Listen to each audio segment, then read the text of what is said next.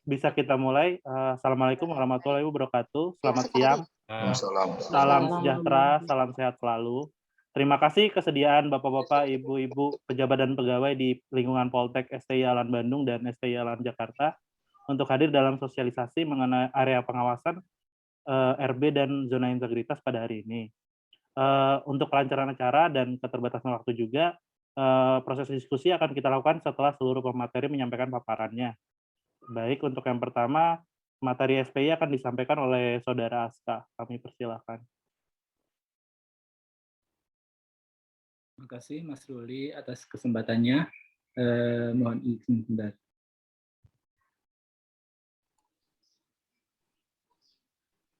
Mohon maaf, ini nggak bisa share screen ya? Masih disable partisipan screen sharing.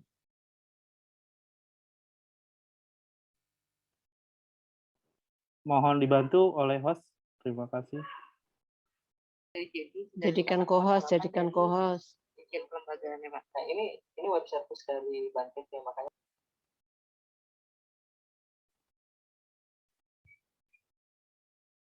Terima kasih sudah bisa.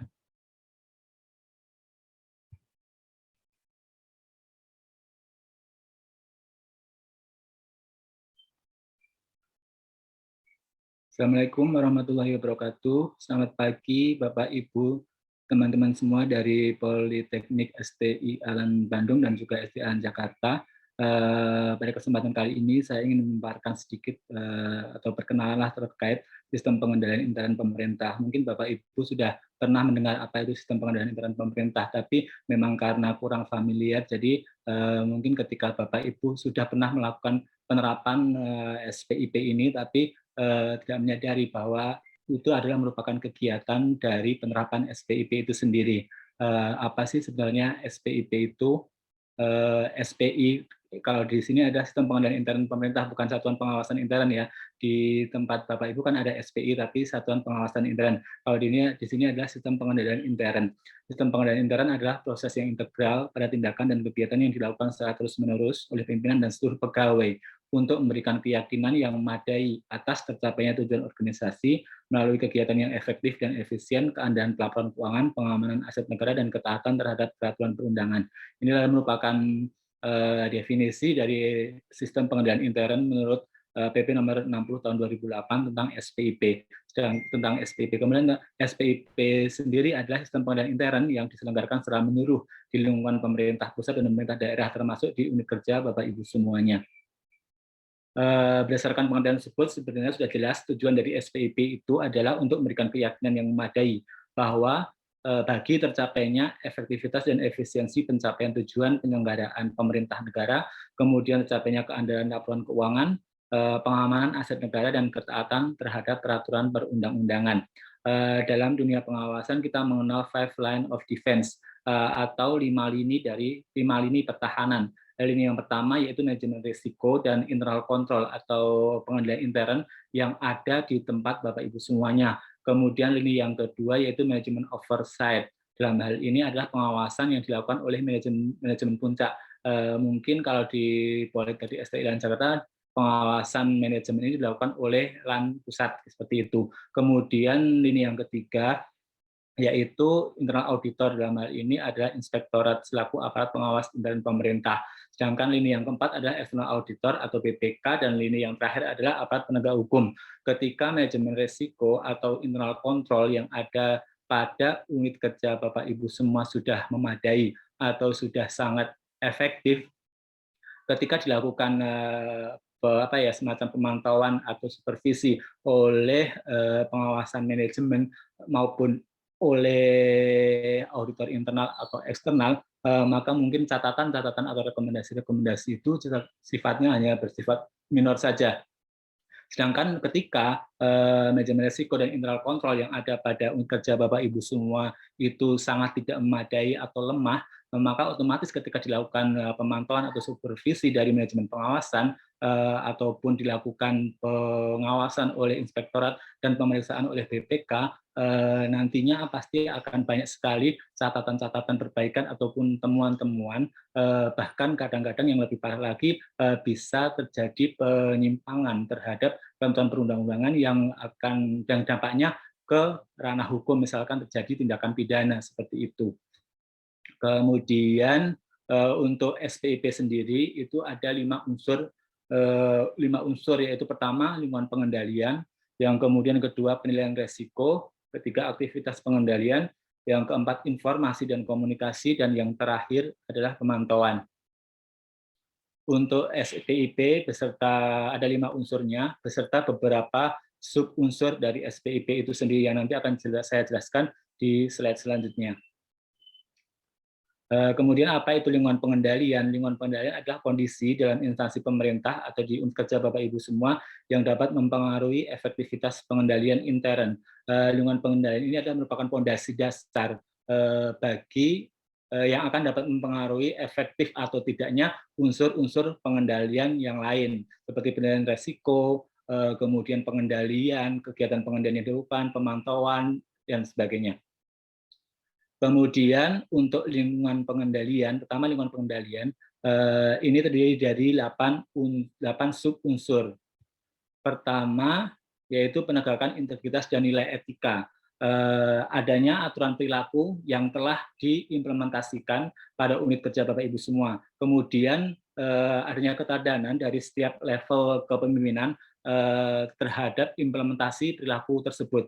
Kemudian adanya tindakan disiplin ketika pegawai pada unit kerja Bapak Ibu semua itu melakukan penyimpangan terhadap aturan perilaku yang telah diimplementasikan dan disepakati bersama.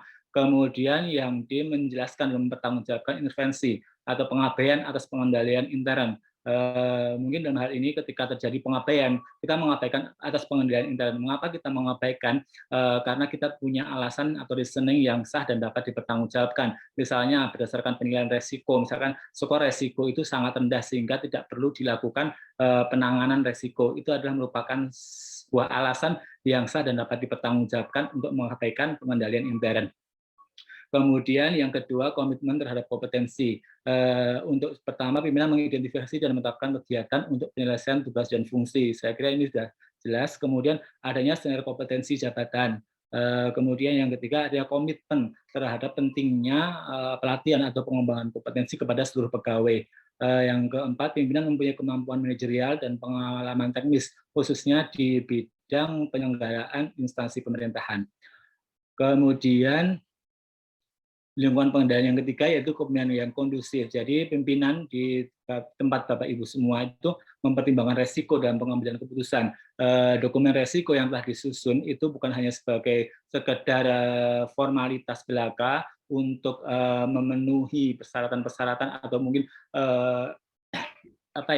semacam instruksi saja, tapi ketika dibaca, ketika diserahkan kepada atasan benar-benar digunakan untuk pengambilan keputusan, untuk dijadikan sebagai pertimbangan dalam pengambilan keputusan atau kebijakan beliau. Gitu. Kemudian yang kedua, menerapkan manajemen berbasis kinerja. Saya kira sudah jelas. Kemudian perlindungan atas aset dan informasi. Kemudian interaksi yang intensif dengan pimpinan-pimpinan yang lebih rendah. Kemudian sikap positif dan responsif terhadap laporan keuangan, anggaran, program, dan kegiatan. Jadi pimpinan tidak hanya cuma asal tanda tangan saja, tapi benar-benar aware dan care terhadap semua tahapan kegiatan yang ada di unit kerja Bapak Ibu, mulai dari misalkan perencanaan, kemudian pelaksanaan kegiatan sampai dengan pelaporannya. Kemudian struktur organisasi, kemudian pertama yang disesuaikan dengan ukuran dan sifat kegiatan instansi pemerintah. Kemudian yang kedua memberikan kejelasan, wewenang, dan tanggung jawab. Struktur organisasi yang ada di Bapak Ibu harus dapat menjelaskan bahwa struktur yang ada di unit kerja Bapak Ibu sudah terdapat kejelasan wewenang dan tanggung jawab, serta kejelasan hubungan dan jenjang pelaporan intern instansi. Sedangkan untuk melakukan evaluasi dan penyesuaian struktur organisasi dengan perubahan lingkungan strategis, ini mungkin kewenangan Bapak Ibu hanya mengusulkan ketika perlu dilakukan perubahan, mungkin hanya dapat mengusulkan ke pusat saja terkait adanya dibutuhkannya penyesuaian struktur organisasi. Kemudian untuk pendelegasian wewenang dan tanggung jawab yang tepat. Wewenang dan tanggung jawab diberikan kepada pegawai yang memang sesuai dengan tingkat tanggung jawabnya, dan pegawai tersebut memahami apa tugas yang didelegasikan dan dia paham bahwa pendelegasian wewenang tersebut adalah merupakan bentuk dari penerapan SPIP. Kemudian yang 6, kebijakan yang sehat tentang pembinaan SDM, yaitu kebijakan tentang prosedur mulai dari sejak rekrutmen sampai dengan pemberhentian pegawai. Kemudian mungkin ini ada di pusat. Kemudian yang termasuk penelusuran latar belakang calon pegawai dalam proses rekrutmen. Yang ketiga ini mungkin ada di tempat Bapak Ibu semua, yaitu terkait supervisi periodik yang dilakukan untuk memantau kinerja pegawai. Kemudian untuk peran yang efektif kita skip aja karena memang bukan area atau ranah Bapak Ibu semua. Kemudian yang 8, hubungan kerja yang baik. Hubungan kerja yang baik ini mungkin dapat dilakukan antara Politeknik, STIA LAN Jakarta atau Bandung dengan perguruan tinggi atau politeknik di luar politeknik yang dimiliki oleh LAN dalam rangka untuk perbaikan layanan maupun penyempurnaan proses bisnis yang ada di tempat Bapak Ibu semuanya. Kemudian unsur pengendalian yang kedua yaitu penilaian resiko. Saya kira untuk bagi teman-teman yang sudah sering melakukan penerapan manajemen resiko sudah paham dan jelas apa itu penilaian resiko, terutama Mas Hafid ini sudah sangat menguasai terkait penilaian resiko. Penilaian resiko ini tuh kalau dalam PP nomor 60 tahun 2008 itu terdiri dari penetapan tujuan instansi pemerintah dan penetapan tujuan kegiatan. Kalau di tempat kita di dalam dokumen manajemen resiko ini masuk dalam penetapan konteks yang mungkin di lampiran 1A kita menetapkan visi, misi, tujuan, dan sebagainya. Kemudian yang ketiga, identifikasi resiko. Identifikasi resiko kita melakukan identifikasi terhadap segala sesuatu yang dapat berdampak pada pencapaian tujuan. Kemudian kita selain resiko, kemudian kita mengidentifikasi penyebab serta dampaknya. Kemudian analisis resiko. Dari penyebab dan dampak itu kemudian kita melakukan scoring level dampaknya itu apakah sangat signifikan atau tidak signifikan. Kemudian kita juga melakukan scoring terhadap level kemungkinannya, apakah level kemungkinannya itu sangat jarang atau sangat sering terjadi. Nanti dari perkalian antara skor dampak dan skor kemungkinan tersebut akan menjadi skor resiko. Dari skor resiko tersebut akan menjadi pertimbangan kita untuk melakukan evaluasi apakah resiko tersebut perlu dilakukan penanganan resiko atau tidak. Kemudian unsur yang ketiga dalam SPIP adalah kegiatan pengendalian yang agak berbeda dari LKE dalam pembangunan ZI menuju WBK WBM. Dalam LKE ZI itu kegiatan pengendalian hanya khusus ditujukan kepada resiko-resiko yang telah dilakukan penilaian. Tetapi dalam peraturan pemerintah nomor 60 tahun 2008 ini kegiatan pengendalian yang dilakukan itu lebih bersifat general. Jadi nanti ketika selain mungkin kegiatan penanganan resiko dalam rangka menangani resiko-resiko yang telah diidentifikasi, mungkin Bapak Ibu juga dapat menambahkan kegiatan pengendalian yang lain yang tersebut di sini. Kegiatan pengendalian yang dapat dilakukan diantaranya pertama review atas kinerja instansi pusat, yaitu instansi pemerintah. Dalam hal ini kita melakukan komparasi perbandingan antara capaian kinerja dari unit kerja kita dengan IKU. Kalau kegiatan ini sudah dilakukan dalam penyusunan laporan kinerja. Kemudian pembinaan sumber daya manusia. Pembinaan sumber daya manusia ini mulai dari rekrutmen, kemudian pelatihan atau pengembangan kompetensi, pola karir, reward dan punishment yang mungkin ada di tempat Bapak Ibu semua. Kemudian yang pengendalian pengelolaan sistem informasi. Ketika Bapak Ibu semua memanfaatkan sistem informasi dalam misalkan untuk menunjang tugas sehari-hari, baik untuk memberikan pelayanan dan sebagainya, harus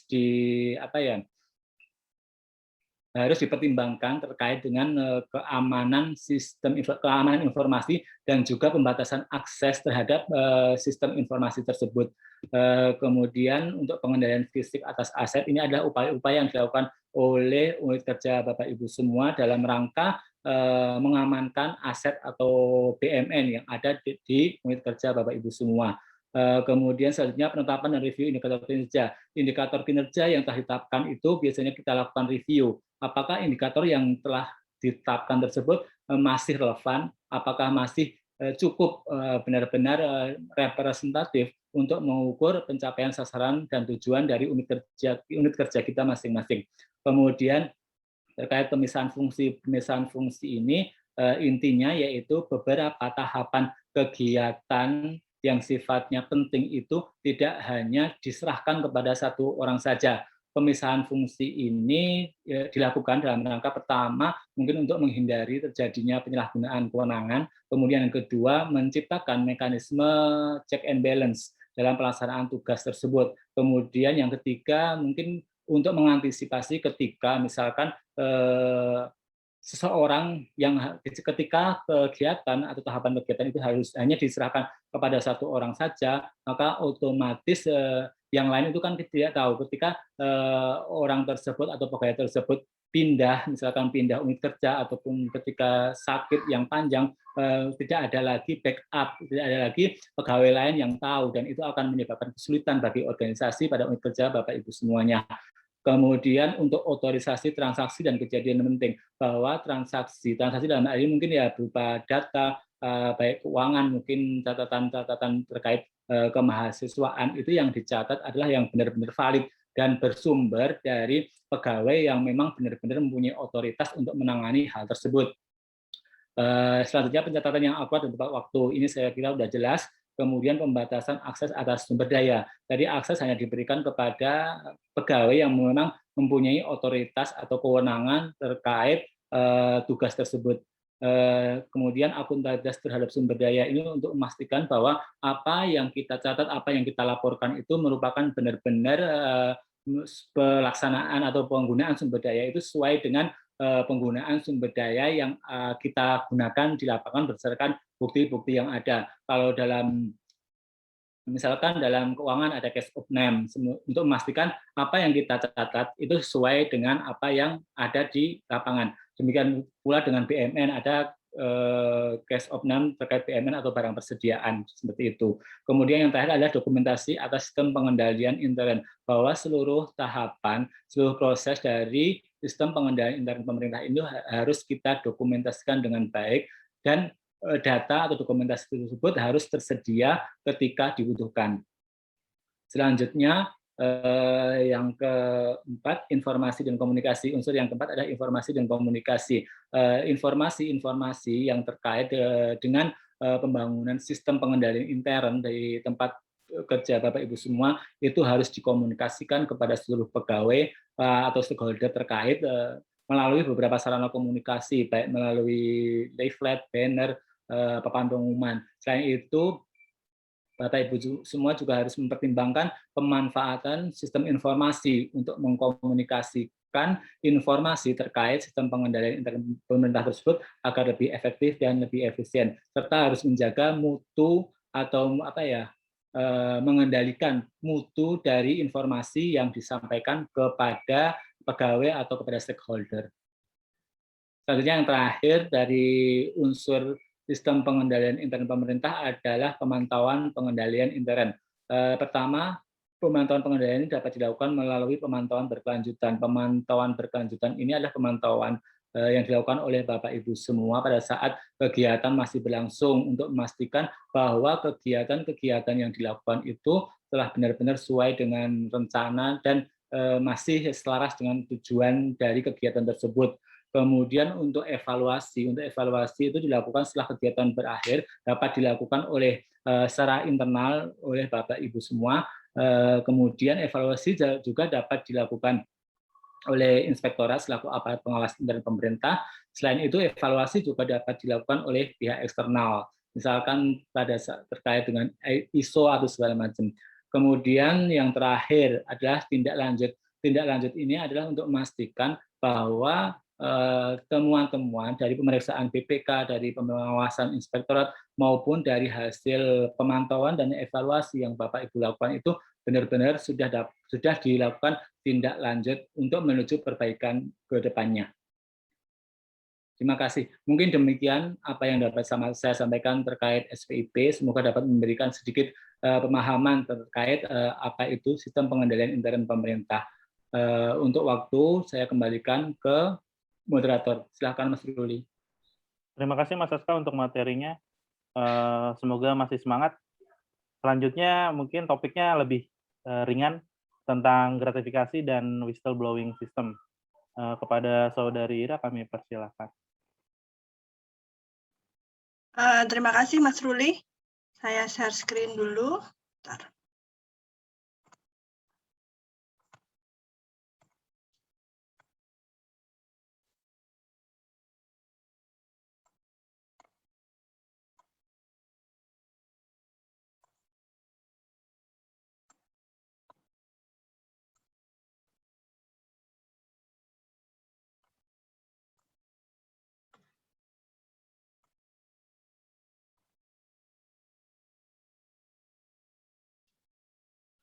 Selamat pagi Bapak Ibu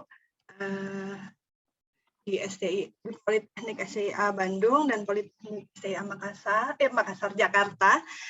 Saya akan menyampaikan dua materi, yaitu terkait dengan whistleblowing system atau yang kita kenal dengan WBS yang ada di Lembaga Administrasi Negara. Terus yang kemudian yang kedua nanti terkait dengan pengendalian gratifikasi, seperti apa penerapannya di LAN.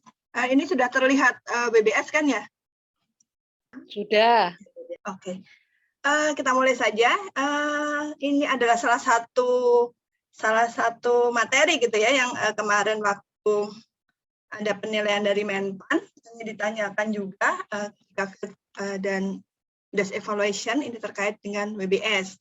Nah, apa WBS itu? WBS itu adalah suatu sistem pengaduan yang di LAN itu bisa kita akses di wbs.lan.go.id yang gunanya untuk pihak internal LAN maupun pihak eksternal LAN untuk menyampaikan pengaduan-pengaduan. Nah, nanti pengaduannya seperti apa, bedanya apa dengan lapor akan saya sampaikan kemudian. Untuk dasar hukumnya, karena WBS ini terkait dengan tindak pencegahan adanya korupsi, ini terkait dengan Undang-Undang Nomor 20 Tahun 2021 tentang pemberantasan tindak pidana korupsi. Kemudian karena nantinya ada perlindungan gitu terhadap pelapor, itu juga terkait dengan Undang-Undang Perlindungan Saksi dan Korban dan terkait juga dengan peraturan pemerintah tentang perlindungan terhadap pelapor dan saksi. Kemudian ini adalah salah satu cara untuk melakukan pengendalian intern di lingkungan LAN seperti tadi disampaikan oleh Mas Aska. Ini terkait juga dengan PP nomor 60 tahun 2008 terkait dengan SPIP. Kemudian untuk peraturan internal sendiri itu kita ada peraturan kepala LAN tahun 2015 terkait dengan pedoman umum pengaduan pelanggaran khususnya untuk WBS di Lembaga Administrasi Negara. Apa tujuan dari adanya WBS ini? Yang pertama adalah menciptakan iklim yang kondusif untuk mendorong pelaporan. Jadi bagaimana menciptakan agar pegawai di internalan dan juga stakeholder atau pengguna layanan itu tidak takut lagi untuk melaporkan, baik pelaporan yang terkait dengan kerugian finansial maupun non-finansial yang dapat merusak citra lembaga. Kemudian yang kedua adalah ada sebagai mekanisme atau sistem untuk mendeteksi dini atau early warning system adanya pelanggaran-pelanggaran, kemungkinan pelanggaran yang ada di internalan. Kemudian terakhir itu adalah memberikan kesempatan untuk internalan sendiri untuk menyelesaikan persoalan. Jadi daripada ketika ada persoalan, kemudian kita kalau sekarang kan sangat mudah gitu kalau ada konflik atau persoalan di internal, kemudian kita posting atau upload di medsos, semua orang jadi tahu. Nah, ini akan lebih baik kalau dilaporkan saja ke WBS, sehingga masalah itu akan tertangani tanpa menjadi meluas ke publik. Nah, ini apa prinsip pengelolaan WBS? Kenapa harus ada WBS? Mbak Ira, sorry, belum geser tampilannya. Oke. Sebentar.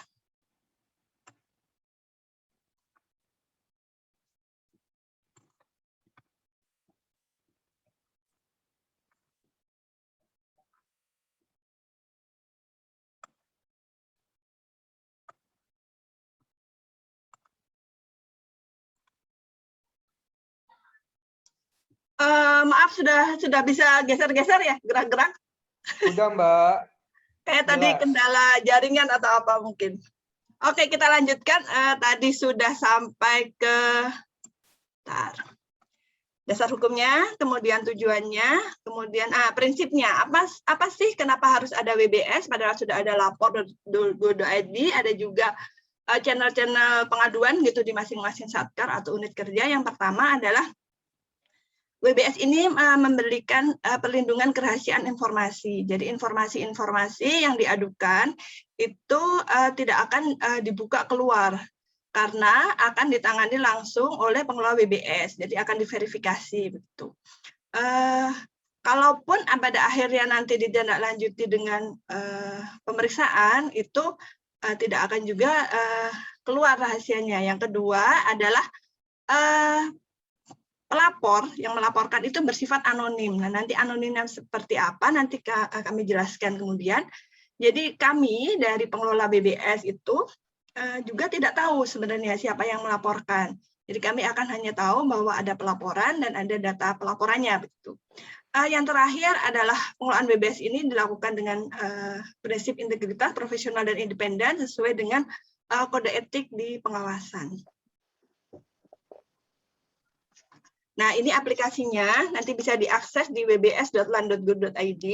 Ini juga sudah kami mintakan ke masing-masing satker di Politeknik untuk memasukkan link WBS ini ke masing-masing website di Politeknik STIA, baik Jakarta maupun di Bandung. Nah, jenis pelaporannya seperti apa yang bisa dilaporkan? Ini ada 10 jenis pelaporan. Tapi bisa kita bagi menjadi 3 besar begitu ya. Yang pertama adalah pelaporan terkait dengan kode etik atau perilaku dan peraturan kepegawaian.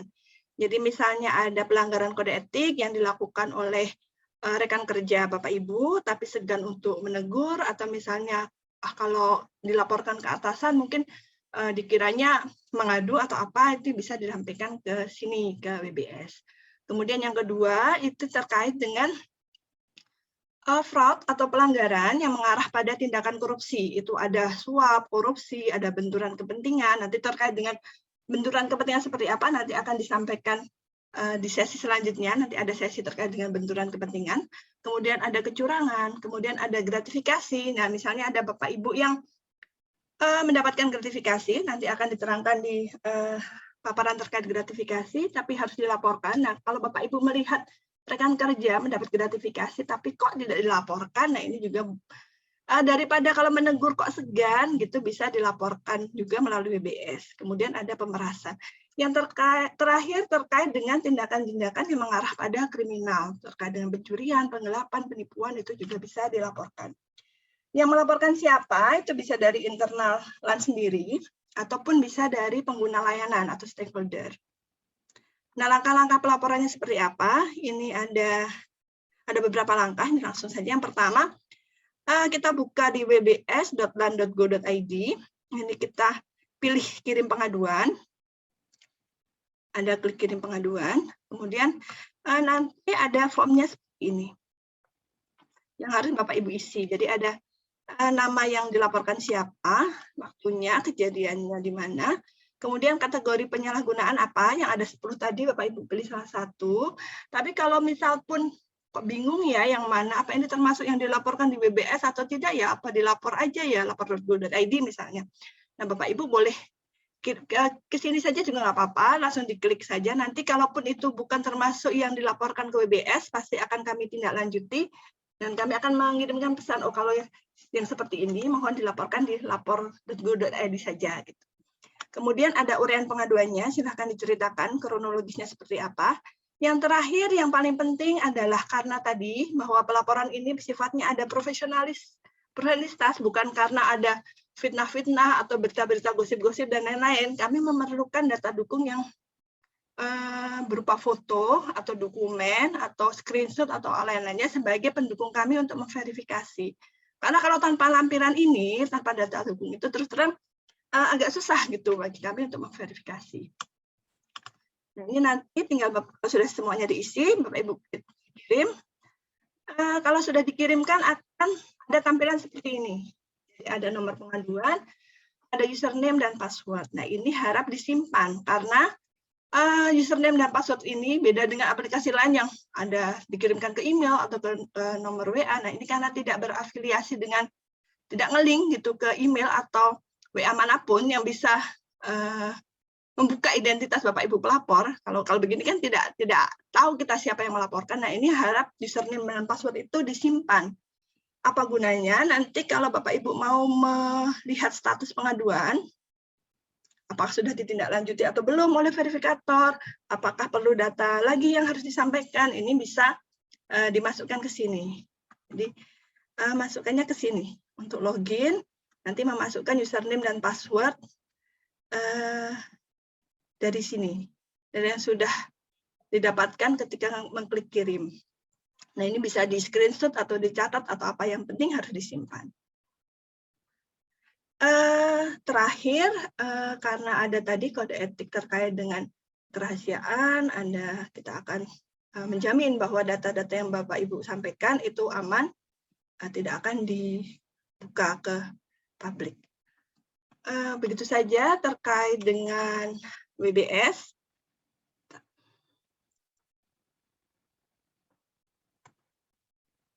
Selanjutnya,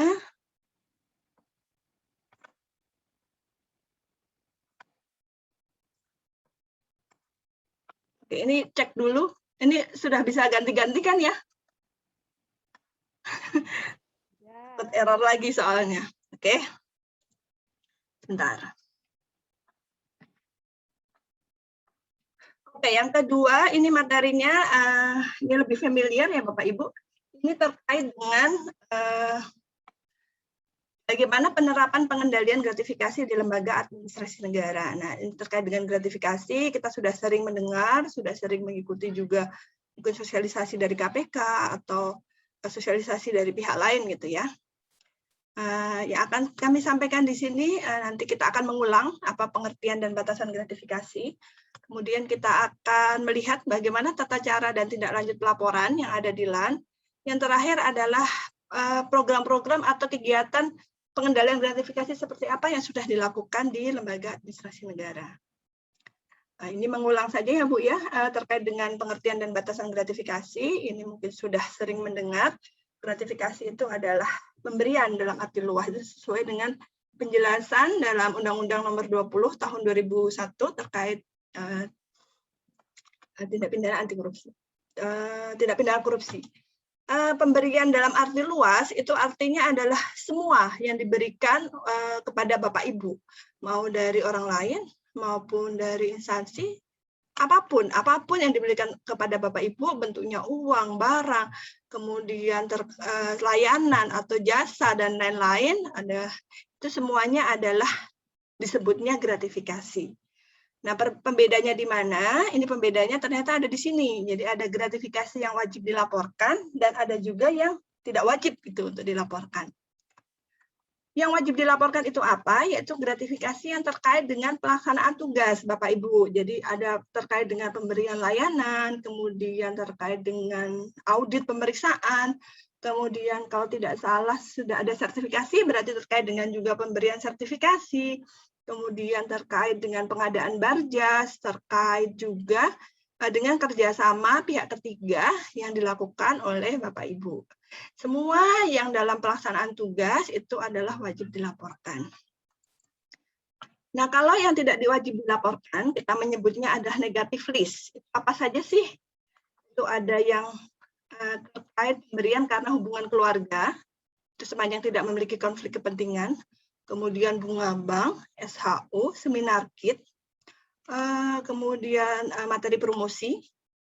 Kalau ikut lomba-lomba tidak terkait dengan kedinasan, itu juga hadiahnya itu bukan gratifikasi yang tidak wajib dilaporkan, itu termasuk gratifikasi yang tidak wajib dilaporkan. Kemudian tunjangan beasiswa, diskon, kemudian profesi-profesi yang tidak terkait dengan kedinasan, itu juga termasuk yang tidak wajib dilaporkan.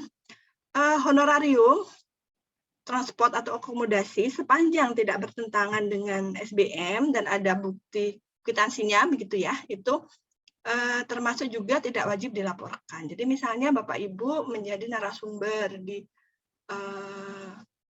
KL, kementerian lain gitu, misalnya mendapatkan kita tanda tangan sejumlah 3 juta, tapi yang kita terima 4 juta. Nah, yang 3 juta ini itu berarti termasuk honorarium yang sesuai dengan standar, ada buktinya memang diberikan, itu tidak wajib dilaporkan. Tapi yang 1 juta, karena itu tidak ada bukti pertanggungjawabannya, itu adalah termasuk pemberian yang tidak jelas. Itu yang karena tidak masuk di sini, itu masuk yang wajib dilaporkan. Kemudian ada karangan bunga, ada bantuan musibah, cendera mata, hidangan, atau pemberian untuk rekan kerja, misalnya ada yang kelahiran, ada yang promosi, ulang tahun, dan lain-lain. Itu ada batasannya untuk kelahiran pernikahan itu maksimal 1 juta. Kalau pemberian tanpa alasan kepada rekan kerja itu maksimal paling banyak 2 juta atau 1 juta pada tahun yang sama. Kemudian untuk yang pensiun, promosi, ulang tahun itu 300.000, 1 juta pada tahun yang sama. Nah, ini memang banyak yang harus dipaham, bukan dihafalkan ya, dimengerti, ada yang mana yang wajib, mana yang tidak. Ini bagaimana ya cara menghafalkannya gitu istilahnya ya. Nah, ini untuk memudahkan, Bapak Ibu tidak perlu melihat yang wajib dilaporkan. Bapak Ibu cukup melihat dari yang tidak wajib dilaporkan. Jadi kalau Bapak Ibu menerima gratifikasi, kita masukkan dulu ke sini. Ke 17 item ini, masuk salah satu kategori nggak di sini? Kalau ternyata masuk salah satu kategori di sini, berarti tidak wajib dilaporkan. Tapi kalau tidak masuk pada salah satu kategori di sini, berarti itu adalah termasuk gratifikasi yang wajib dilaporkan. Untuk mudahnya seperti itu. Nah, kalau ini adalah bedanya gratifikasi, suap, dan pemerasan. Kalau gratifikasi berarti kita aktif menerima, kalau suap berarti ada transaksi kita dengan pihak ketiga, kalau pemerasan itu justru kita sebagai pegawai negeri atau penyelenggara negara, itu yang aktif gitu ya istilahnya. Yang aktif untuk meminta sesuatu dari pihak ketiga atas layanan yang kita berikan. Itu tadi terkait sekilas terkait dengan pengertian dan batasan gratifikasi. Selanjutnya adalah bagaimana cara melaporkan dan tindak lanjutnya seperti apa gratifikasi di LAN. Tata caranya seperti ini, jadi nanti Bapak Ibu itu mengisi formulir, diterima di UPG, nanti di UPG ada verifikasi, kalau makanan berarti akan kami rekap, kalau gratifikasinya berupa barang atau uang, itu akan kami sampaikan ke KPK, nanti dari KPK ada SK penetapan gratifikasi untuk menentukan statusnya, apakah termasuk milik negara atau dikembalikan ke Bapak Ibu. Ini ada beberapa hal yang wajib dipahami gitu karena takutnya kadang kelewat gitu ya. Yang pertama itu terkait dengan batas pelaporannya. Kadang-kadang ada Bapak Ibu yang melaporkan tapi kapan mendapatkan gratifikasi baru 2-3 bulan melaporkan gitu. Nah, dari KPK itu dibatasi untuk gratifikasi yang dilaporkan ke KPK itu maksimal 30 hari kerja dari mulai diterima itu sudah masuk ke KPK. Nah, karena dari KPK itu 30 hari kerja, maka diharapkan dari pelapor untuk masuk ke UPG itu 10 hari kerja. Jadi memberi waktu di UPG untuk melakukan penelahan atau melakukan review atas gratifikasi yang diterima di UPG. Jadi kami harapkan meskipun mungkin gratifikasi yang diterima tidak besar, itu bisa dilaporkan paling lambat 10 hari kerja dari diterima ke UPG. Implikasinya apa? Kalau sampai di KPK ini terlambat diterima, lebih dari 30 hari kerja, itu sesuai dengan Undang-Undang Tindak Pidana Korupsi, gratifikasi yang dilaporkan melebihi dari 30 hari kerja, maka akan diduga, baru diduga ya Bapak Ibu ya, diduga melupakan pelanggaran yang termasuk suap. Jadi bukan gratifikasi lagi maksudnya, jadi diduga menjadi suap. Nah, agar tidak ditanya-tanya gitulah sama KPK, lebih baik pelaporannya itu tepat waktu. Kemudian pelaporannya melalui apa? Itu bisa datang langsung ke ruang UPG. UPG itu ada inspektorat, kemudian di masing-masing politeknik juga ada anggota UPG-nya, bisa langsung datang ke situ, melalui email juga boleh, melalui WhatsApp juga boleh. Kemudian ada satu lagi, nanti akan kami terangkan, ada aplikasi namanya gratifikasi online yang dibangun oleh KPK. Tadi selain melalui Goal, ini Bapak Ibu kalau mau melapor, ini mengisi form seperti ini. boleh minta ke UPG-nya kalau mau melaporkan. Ini adalah form laporan gratifikasi dari KPK, biasanya untuk barang atau uang menggunakan ini. Kemudian kalau berupa makanan, kita menggunakan form seperti ini, yang dari LAN. Di sini ada logonya LAN, itu untuk barang mudah busuk atau rusak, atau makanan dan minuman. Sebenarnya bisa juga pakai form dari KPK, tapi untuk lebih menyederhanakan gitu ya, itu memakai form dari LAN saja, karena lebih sedikit apa yang diisikan. Jangan lupa disertakan bukti fotonya, baik barang maupun uang. Nah, ini kalau yang sebelah sini adalah tampilan gratifikasi online, ini yang versi website di go.kpk.go.id, yang satu lagi adalah versi aplikasi di Android dan di iOS.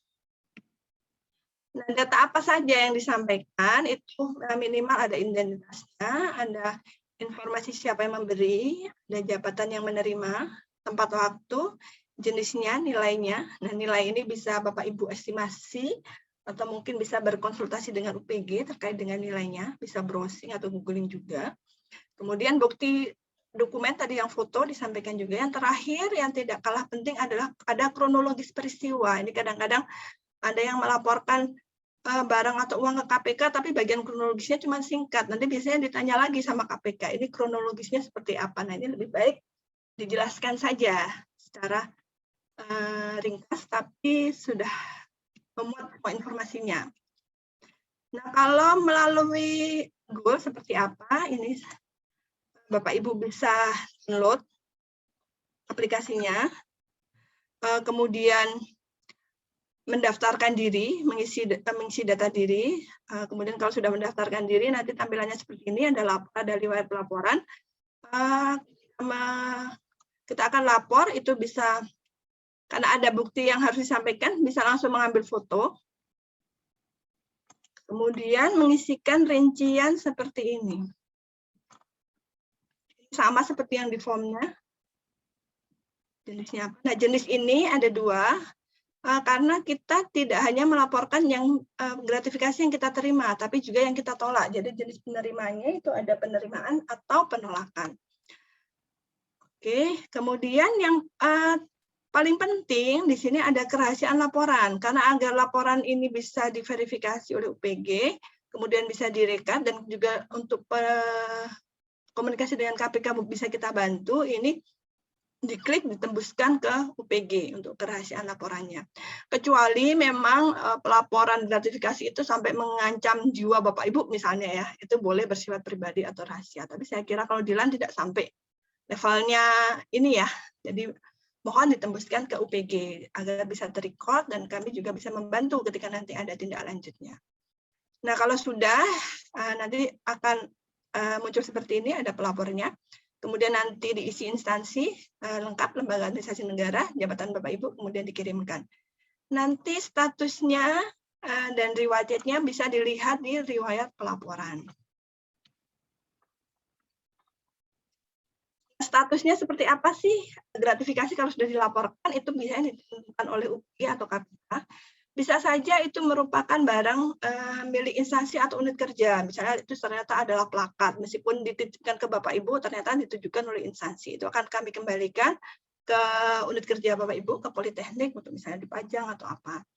Yang kedua, kalau makanan minuman atau barang mudah busuk, itu akan kami sarankan, misalnya untuk disalurkan kepada yang membutuhkan, bisa ke panti asuhan atau lembaga sosial dan lain-lain. Kemudian kalau yang pelaporan ke KPK itu ada dua macam penetapan status. Yang pertama itu adalah milik negara. Jadi karena itu memenuhi ketentuan gratifikasi yang dilarang, atau bisa jadi gitu dikembalikan ke Bapak Ibu karena menurut KPK tidak termasuk ketentuan yang tidak melanggar ketentuan yang berlaku. Kalau ditetapkan menjadi negara dan sambil menunggu status ini kalau barang atau uangnya tidak mudah rusak, itu wajib disimpan oleh pelapor.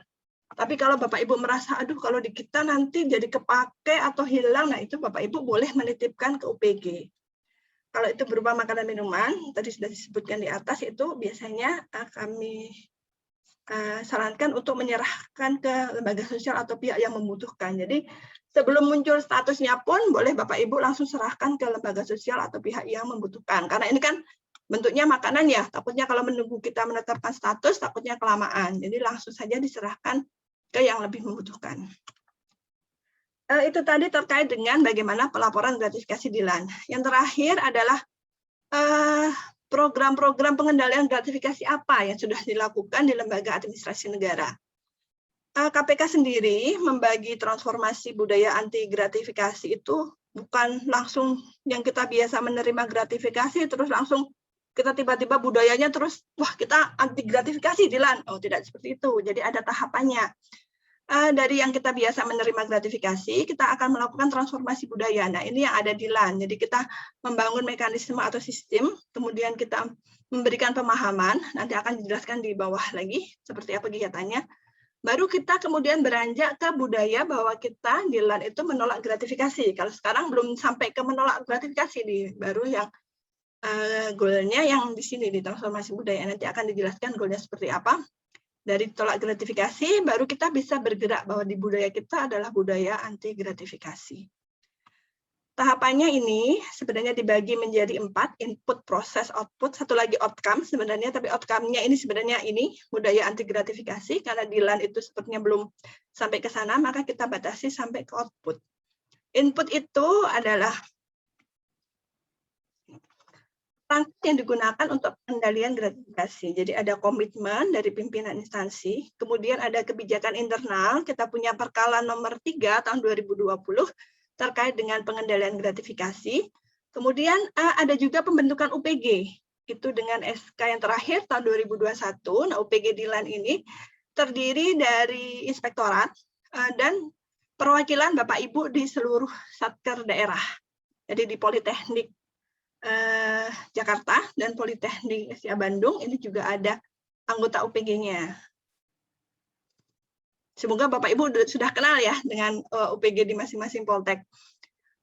Kemudian yang kedua ada prosesnya, implementasinya seperti apa, itu ada internalisasi, itu bisa sosialisasi atau diseminasi media, dan pelibatan stakeholder. Kemudian ada peningkatan kompetensi anggota UPG, ini ada BIMTEK, sosialisasi, ada e-learning itu dari KPK. Yang terakhir itu kami di UPG juga melakukan identifikasi resiko, jadi titik-titik rawan yang di situ itu kemungkinan ada gratifikasi kita identifikasikan, kemudian kita lakukan mitigasi juga. Rekomendasi mitigasinya apa yang dilakukan, kemarin sudah kami sampaikan juga ke anggota UPG-nya. Di STIA itu harus melakukan apa? Kalau tidak salah, yang kurang di STIA, di Politeknik STIA itu adalah melakukan sosialisasi ketika ada mahasiswa baru yang masuk gitu. Mungkin nanti bisa dilakukan kan setelah ini ada mahasiswa baru yang masuk. Itu akan dilakukan sosialisasi bahwa di Politeknik STIA, baik Bandung maupun Jakarta itu tidak lagi menerima gratifikasi. Nah, output yang kita harapkan adalah adanya kesadaran pelaporan. Jadi kita masih memang bergeraknya di sini. Meningkatkan kesadaran bahwa kalau ada gratifikasi diterima atau ditolak itu dilaporkan. Kemudian kegiatan yang dapat dilakukan unit kerja, tadi seperti yang sudah disampaikan, yang pertama kalau ada pemberian gratifikasi, baik diterima atau ditolak, itu dilaporkan kepada UPG. Yang kedua, itu melakukan diseminasi atau sosialisasi internal maupun eksternal. Kalau internal berarti seluruh pegawai bisa melalui forum seperti ini.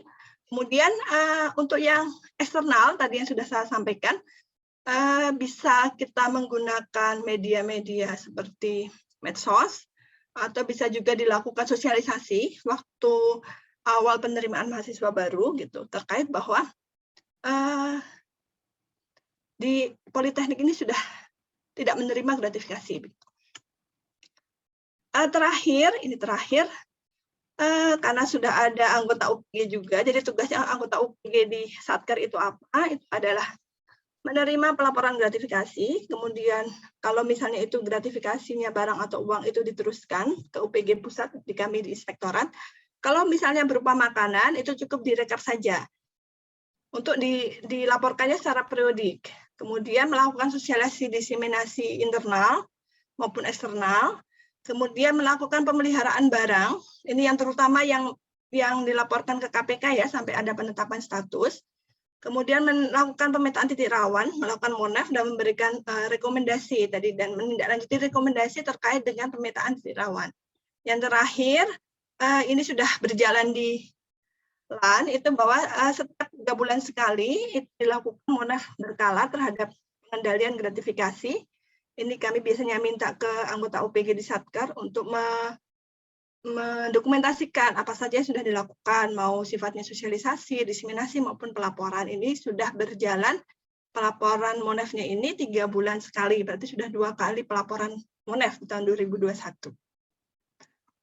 Itu saja terkait dengan gratifikasi di LAN dan WBS. Semoga bisa memberikan pemahaman lebih kepada Bapak Ibu terkait dengan WBS dan penerapan gratifikasi di LAN. Sekian dari saya. Assalamualaikum warahmatullahi wabarakatuh. Saya kembalikan ke moderator, Mas Ruli, silakan. Baik, terima kasih atas materinya. Selanjutnya untuk topik terakhir mengenai konflik kepentingan akan disampaikan oleh Saudari Vita. Waktu dan tempat kami persilakan.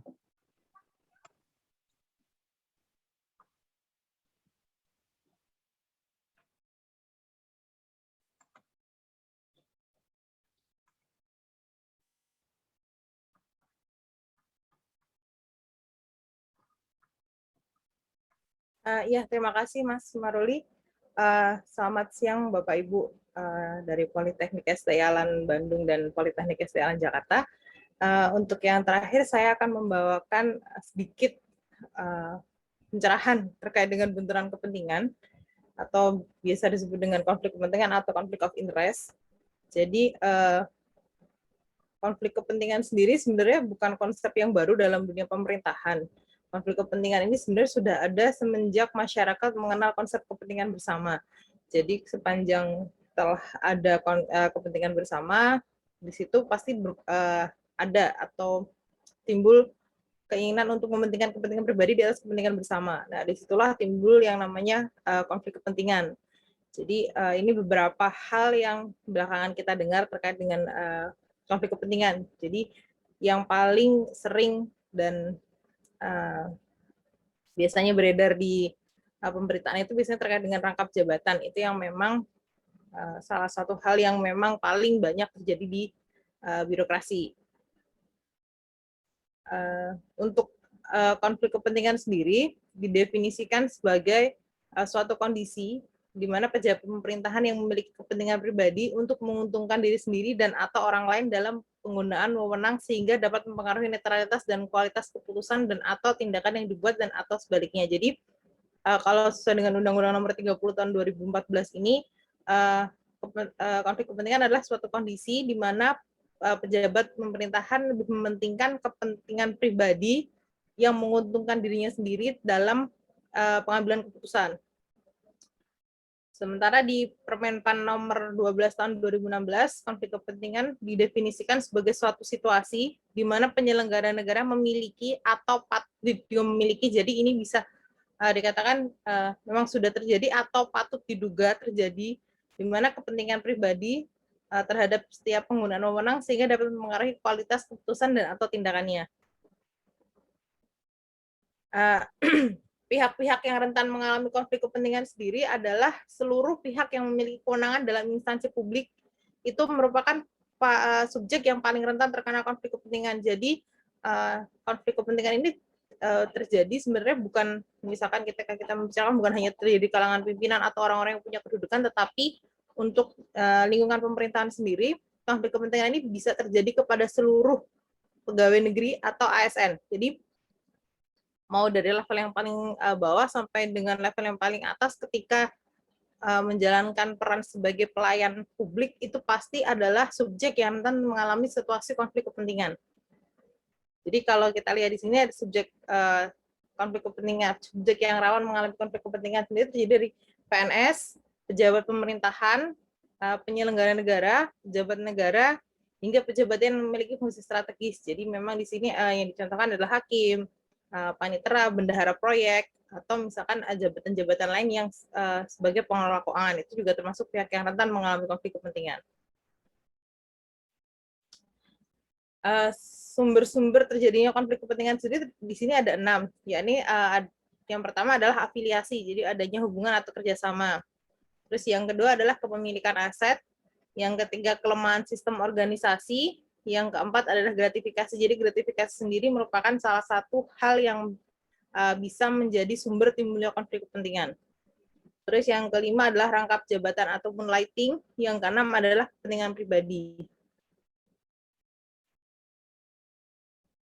Nah, ini adalah contoh-contoh bentuk konflik kepentingan yang terjadi dalam kehidupan birokrasi sehari-hari. Jadi yang pertama adalah situasi yang menyebabkan seseorang menerima gratifikasi atas suatu keputusan atau jabatan.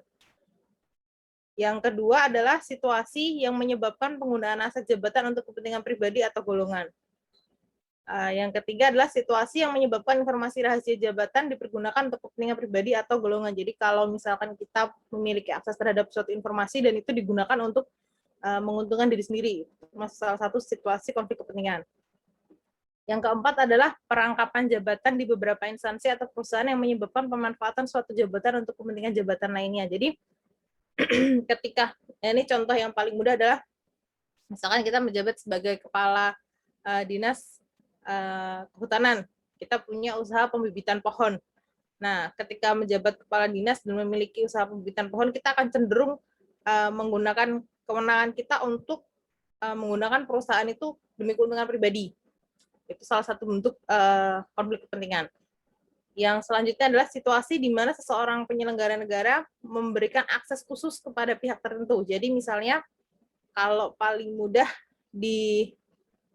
mungkin di politeknik ya, kita membicarakan misalkan ketika penerimaan mahasiswa baru, dia harus ada proses penerimaan yang harus dijalani, misalkan tes A, B, C. Nah, itu karena memiliki akses tertentu, jadi bisa dengan mudah memberikan akses ke orang lain untuk masuk tanpa menjalani prosedur tes yang ada. Itu sebagai salah satu bentuk konflik kepentingan. Ya, selanjutnya adalah situasi yang menyebabkan proses pengawasan tidak mengikuti prosedur karena adanya pengaruh dan harapan dari pihak yang diawasi. Jadi ini biasanya kalau kita sedang melakukan pengawasan atau misalkan pemeriksaan, itu biasanya ada si pihak yang diperiksa itu kan pengennya tidak ada hasilnya bagus, misalkan. Nah, itu biasanya di situ akan timbul situasi konflik kepentingan karena si orang yang diawasi itu ingin hasil pengawasannya bagus. Nah, selanjutnya adalah situasi di mana penyelenggara negara menentukan sendiri besarnya gaji atau remunerasi. Jadi, misal ketika seorang menentukan besarnya gaji untuk dirinya sendiri, pasti ada kecenderungan untuk membuat gajinya lebih tinggi dibandingkan dengan yang lain. Nah, itu di situ timbul konflik kepentingan untuk mementingkan kepentingan pribadinya. Untuk selanjutnya adalah moonlighting atau outside employment, jadi bekerja lain di luar pekerjaan pokoknya. Ini memiliki pekerjaan sampingan yang bisa memengaruhi pekerjaan utamanya sebagai penyelenggara negara. Terus selanjutnya situasi untuk menerima tawaran pembelian saham pihak masyarakat. Ini biasanya terkait dengan BUMN, biasanya ini yang sering terjadi. Terus yang selanjutnya situasi yang memungkinkan penggunaan diskresi yang menyalahgunakan wewenang. Jadi ketika memiliki jabatan biasanya kan memiliki kewenangan untuk melakukan diskresi. Nah, ini melakukan diskresi yang menguntungkan satu atau dua pihak tertentu.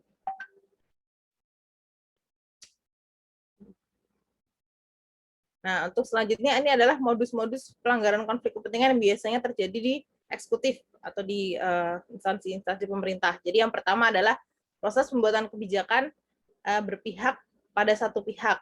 Jadi ini yang pertama ini biasanya ketika membuat kebijakan itu hanya menguntungkan satu atau dua pihak tertentu, biasanya akibat adanya hubungan kekerabatan atau pengaruh bisnis, ketergantungan, atau misalkan pemberian gratifikasi atau suap. Terus yang kedua adalah proses pengeluaran izin oleh penyelenggara negara kepada suatu pihak yang mengandung unsur ketidakadilan atau pelanggaran. Jadi ini biasanya erat kaitannya dengan proses-proses perizinan. Jadi misalkan untuk mengegolkan suatu proyek, di situ menggunakan apa istilahnya ya, kedekatan atau misalkan tadi pemberian hadiah, pemberian gratifikasi dan segala macam. Itu juga biasa terjadi. Terus yang ketiga adalah proses pengangkatan, mutasi, promosi personil pegawai. Jadi ini yang biasanya menimbulkan yang paling sering terjadi konflik kepentingannya itu pada saat seorang memperoleh jabatan, dia akan cenderung melakukan promosi atau misalkan pengangkatan untuk orang-orang yang dianggap dekat dan memutasi atau menurunkan jabatan untuk orang-orang yang dianggap bisa mengganggu jabatannya. Tuh. Terus yang selanjutnya proses pemilihan rekanan kerja pemerintah berdasarkan keputusan penyelenggara yang tidak profesional. Jadi ini pemilihan rekanan atau biasanya paling sering terjadi adalah penyedia barang jasa. Untuk selanjutnya adalah proses pelayanan publik yang mengarah pada komersialisasi pelayanan. Jadi di sini adalah yang biasa sering terjadi di eksekutif adalah ketika kita memberi pelayanan yang berbayar. Itu biasanya akan ada kecenderungan untuk menaikkan kalau mau cepat bayar lebih lah istilahnya. Nah, itu kan sebenarnya suatu konflik kepentingan di situ juga terjadi. Untuk selanjutnya adalah tendensi untuk menggunakan aset dan informasi penting negara untuk kepentingan pribadi. Ini biasanya kalau kita memiliki akses informasi yang sifat rahasia lah, itu biasanya bisa rentan sekali ada penyalahgunaan informasi tersebut untuk keuntungan pribadi. Terus yang terakhir adalah rangkap jabatan sebagai eksekutif suatu organisasi atau membuka jasa profesi lainnya. Jadi yang biasa modus yang paling banyak sekarang jadi adalah perangkapan jabatan. Jadi ketika menduduki suatu jabatan, merangkap sebagai jabatan lainnya yang bisa mempengaruhi jabatannya yang lama, atau membuka jasa profesi lainnya. Jadi misalkan ketika memiliki cukup uang, membuka perusahaan yang hampir sejalan dengan operasional instansinya. Jadi misalkan tadi yang seperti saya contohkan, ketika jadi kepala dinas kehutanan membuka pembibitan pohon usahanya, gitu kan, itu kan akan cenderung menimbulkan situasi konflik kepentingan karena pasti ada tendensi untuk menggunakan perusahaannya untuk menguntungkan pribadinya.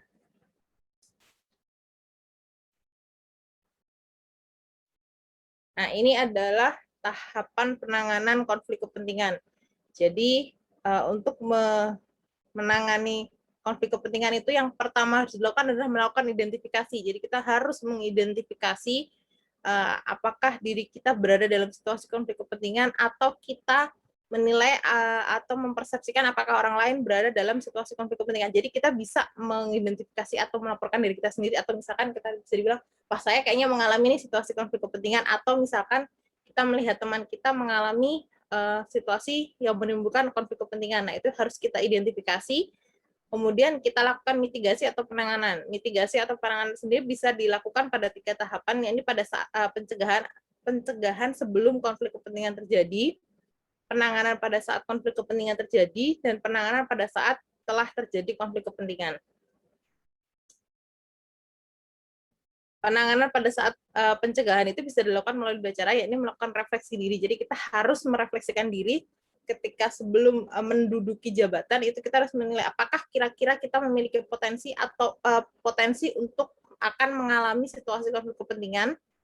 Nah, itu kita bisa melihat dari 3 aspek, yang terkait dengan etika, integritas, dan nilai. Jadi kita bisa bertanya atau merefleksi diri, kira-kira ketika saya menduduki jabatan A, apakah akan mengalami situasi konflik kepentingan atau tidak. Terus yang kedua adalah menurunkan risiko. Jadi sebelum hal tersebut terjadi, kita bisa mengurangi risiko-risiko. Jadi ini adalah beberapa cara yang bisa dilakukan untuk mengurangi atau menurunkan risiko terjadinya konflik kepentingan ketika menduduki suatu jabatan. Jadi yang pertama adalah menghindari perangkapan jabatan. Jadi seminimal mungkin menolak atau tidak menerima tawaran ketika diberi rangkap jabatan, atau memilih salah satunya yang dinilai tidak akan menimbulkan potensi konflik kepentingan. Yang kedua, menolak dan menghindari pemberian hadiah atau gratifikasi yang terkait dengan jabatan. Jadi tadi yang seperti disampaikan oleh Mbak Era, jadi kalau gratifikasi ini kan bisa diterima, dilaporkan. Nah, ini kalau dalam supaya tidak terjadi konflik kepentingan, yang harus dilakukan adalah opsi yang kedua. Jadi tidak menerima tetapi langsung menolak dan melaporkan gratifikasinya. Terus yang ketiga adalah menghindari melakukan pekerjaan di luar pekerjaan saat ini. Jadi apa ya bahasanya ya, lebih berfokus untuk mengerjakan pekerjaan. Jadi kalau misalkan melakukan pekerjaan di luar pekerjaan yang saat ini ada, itu kalau bisa yang tidak terkait erat dengan pekerjaan kita sebagai penyelenggara negara. Yang keempat adalah membatasi atau menghindari kepemilikan aset pada perusahaan-perusahaan yang dapat terkait dengan pelaksanaan tugas. Jadi misalkan kita memiliki cukup uang untuk melakukan investasi, nah itu untuk menghindari situasi konflik kepentingan, salah satu yang bisa dilakukan adalah berinvestasi pada perusahaan yang kira-kira tidak akan berhubungan dengan instansi kita. Jadi misalkan ketika kita bekerja di lembaga administrasi negara, ya kalau mau berinvestasi misalkan di bank atau di maskapai penerbangan, itu kan kita tidak akan berhubungan secara langsung dengan itu. Itu salah satu cara yang bisa dilakukan untuk menghindari situasi konflik kepentingan. Jadi tidak melakukan tidak menghindari kepemilikan aset. Jadi jangan berinvestasi ke kira-kira perusahaan-perusahaan yang akan digunakan dealan ini untuk menghindari adanya situasi konflik kepentingan.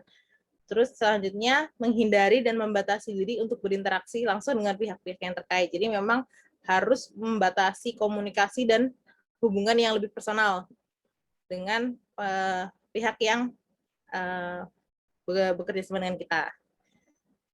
Terus yang terakhir adalah membatasi dan mengurangi kepentingan pribadi yang dapat mempengaruhi pelaksanaan tugas. Jadi memang kita harus bisa ngerem nih kepentingan pribadi kita dalam pelaksanaan tugas sehari-hari. Nah, ini adalah penanganan konflik kepentingan untuk dua yang terakhir tadi, yang pada saat terjadi dan sudah terjadi. Jadi yang harus kita lakukan ketika kita mengalami atau orang lain kita persepsikan mengalami konflik kepentingan, itu yang harus dilakukan adalah mendeklarasikan. Jadi kita harus menyampaikan hal tersebut ke atasan atau pihak yang berwenang. Setelah